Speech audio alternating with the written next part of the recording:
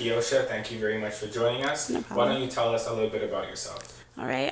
So as you already said, my name is Keosha. I'm founder of a community organization, Our Women's Voices, which is a platform for women for them to express themselves, share their stories, art, and experiences in order for us to empower other women. I founded Our Women's to kind of give them an outlet to use their voice and kind of share what's going on with women's issues and to kind of promote social awareness so other people could kind of know what we're going through. At a young age, Keosha decided to start and grow a successful Instagram page, which far exceeded her expectations.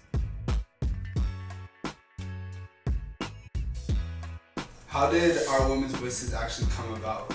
I definitely think that Arm's Voices was inspired by all the women in my life, not just the challenges, but all the successes and all the things that we've accomplished. I definitely wanted to create something where we not only talk about what's going on, but also celebrate everything that we do, because I think that we don't get enough credit and women are constantly underestimated. And even though it's 2017, I feel like there's still a lot of things that need to be changed. And a lot of the time, women are constantly ignored or shut down. So I kind of just wanted to create a safe space where women can kind of talk about these things and kind of promote awareness, promote some kind of social change. And I know I'm not going to be the one person to do that completely, but I think it might be a start. Yeah, definitely. Yeah. Were you always really involved in school? Yeah, I think so. I think I've just always been a person who just likes to be involved and help out ever since elementary school. Actually, I've always done that, but I've definitely have grown a huge interest in being involved at my university. I go to Ryerson, and I'm constantly being involved, working on the campus, and I do some Women's Voices stuff there as well. A lot of the opportunities and connections started from Ryerson. They're just a really great space for me. They always provide great resources, and all the people that I've met there. So yeah, definitely being involved in school has helped me and benefited me. So you now have this idea of Our Women's Voices. How do you make it come to life? One way I make it come to life is kind of taking the online world to a physical world, what we live every single day. And that's something that I noticed I wanted to do at a very long time. I noticed that a lot of my followers were very active and really wanted to meet each other, and a lot of people that followed each other was from Our Women's Voices. So if I featured a woman, people would comment and give that woman feedback and a lot of positive affirmations, and then they would follow each other. And I noticed that it was an online community that was really, really great and supportive, but I wanted to give a chance for women to network and connect in real life and actually meet each other and become friends, and sisters. And I feel like it's more than just Instagram, right? And sometimes it could be a good thing, sometimes it could be a bad thing, but I want to make sure those connections really did existed, not just through a social media outlet. So we started creating events last year, and it's been a huge success ever since. We've had 3 events. Our biggest event was in July, where we actually had a huge conference which featured panelists, a showcase, speakers, art. It was beautiful. It was held at Blank Canvas Gallery. And yeah, I feel like that's something that we're going to continue to do in 2018 and just get a lot of women together. And men are always invited. I had a lot of men come out to our last event, but it's just really great to see the positive space and the impact it has when there's so many beautiful women in a room, Yeah, I feel like a lot of men are shy to go to these kind of events because it's all about women, and we're are we supposed to be a part of this, or... Well, I think the one way to be an ally is to definitely be a part, and you don't always have to speak right away, but listen first. And I feel like it's really hard for men to speak on certain things, right? And I know this could go into a huge other topic, but sometimes when we see women going through something or they're being treated badly, we are kind of intimidated to say something. But I think coming out to these events will kind of help and encourage that and support that, because I know some men feel guilty or may feel bad for not saying something when they have the chance, right? So I feel like coming out to these events will kind of know how to help, right? And I feel like the first step is to listen, and then we could kind of move forward to how you could say something, how can you intervene, how can you make an impact and help women.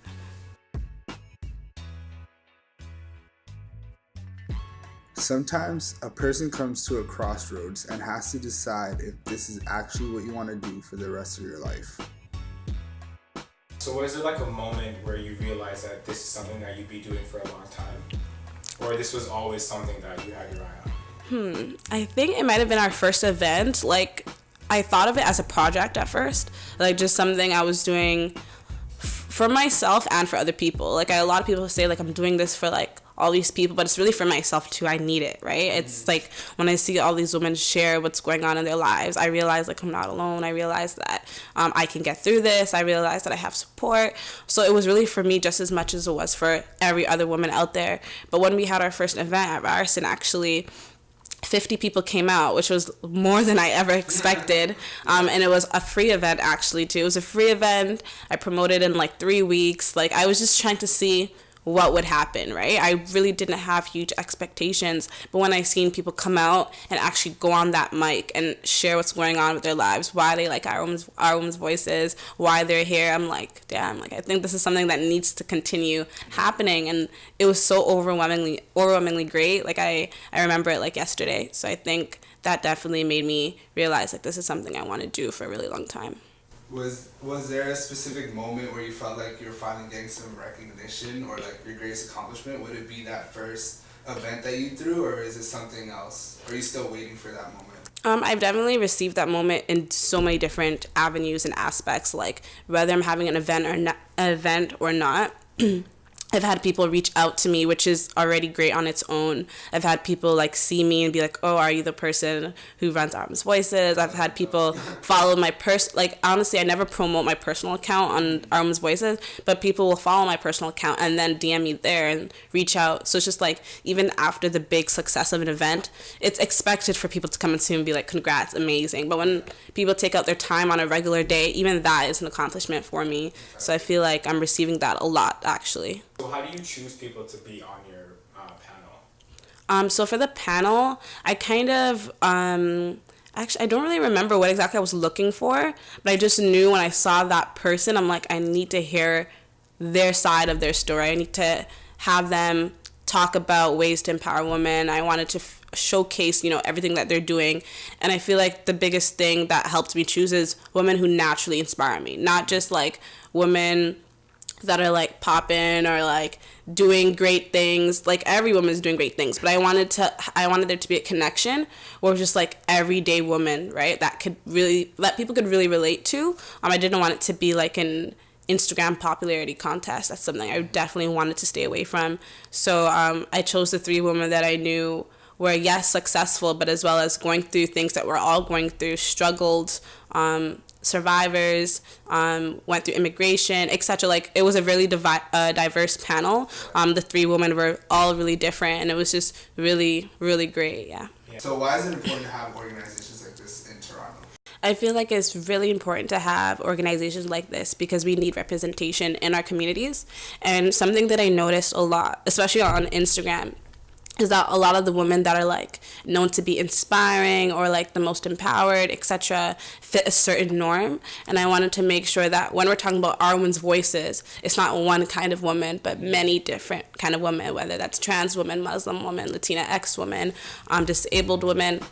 And I wanted to make sure that there was this diversity and real people talking about real things, right? Not this like watered down story, but like, if you want to share what you went through, talk it all, like, and don't try to hush it up or sugarcoat it for anybody. And that's something I really got at the panel as well. One of our speakees, Reese, when she was speaking about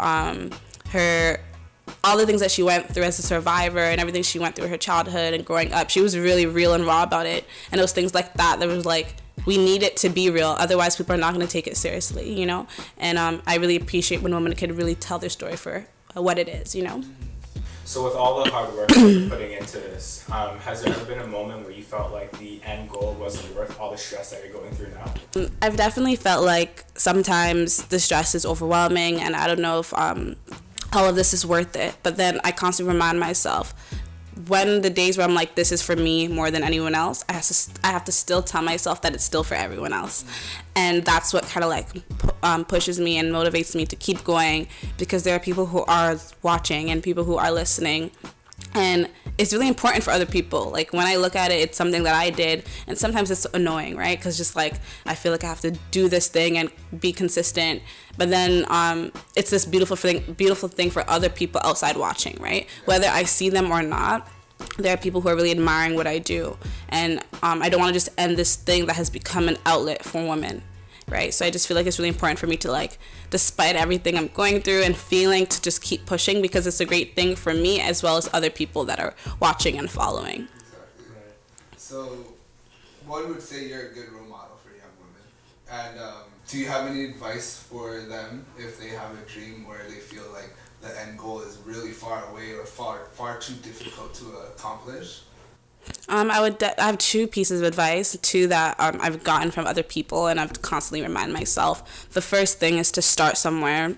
Very simple. It's just like, no matter where you are at this timeline in your life, no matter what you've done, where you've came from, or like you feel stuck, just start. Right? It doesn't matter the circumstances. It doesn't matter how much money you have. It doesn't matter what you look like right now.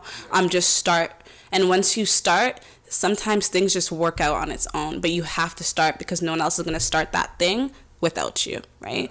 And that second thing is whatever you're looking for is already inside of you. So I feel like that has been a really huge thing in my life, because I'm constantly searching for, I don't even know what I'm searching for, but I'm constantly trying to find something to make myself better, or to make our women's voices better, or like to be better, but it's just like it's already in me. And I always try to tell other women that whatever you're looking for is already inside of you. Yeah. So what do you see in the future for our women's voices? Two things that I really want to do. This is like a really end dream that I haven't really shared a lot to other people, but I really do want to like open up a space for women's voices. I don't know what I want in it. I just know I want it where like people could come in, chill. I want like occasional open mic nights. I want music sometimes, but I also want to like feature like women art all around the space. I also want to have books in this space. Like I love books. So I don't know, maybe it'd be like a bookstore / cafe, and then like the cafe would have like some live music nights, like just there's some dope spaces in Toronto that are very similar to that, especially like in Kensington Market. So something like that where it's like a cafe, you could get food and like you can hang out, but there is like on certain nights where there's music, women are showing their art, you could purchase books, purchase merch or whatever, but I do want it to be an intimate space and a safe space for women, definitely.